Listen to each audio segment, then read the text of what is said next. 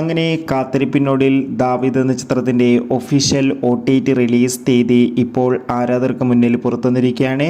അതിൻ്റെ ഒഫീഷ്യൽ അപ്ഡേഷനാണ് ഇന്നൊരു വീഡിയോ ഭാഗത്ത്. വീഡിയോയിലേക്ക് മുൻപ് വീഡിയോ ലൈക്ക് ചെയ്യുക, ചാനൽ സബ്സ്ക്രൈബ് ചെയ്യുക. ഈ വരുന്ന മാർച്ച് ഏപ്രിൽ മാസം അങ്ങോട്ട് ധാരാളം ചിത്രങ്ങൾ OTT റിലീസ് ചെയ്യും. നമ്മുടെ ചാനൽ ഭാഗം പരിശോധിച്ചാൽ നിങ്ങൾക്ക് ആ വീഡിയോയ്ക്ക് കാണാൻ വേണ്ടി സാധിക്കുന്നതായിരിക്കും.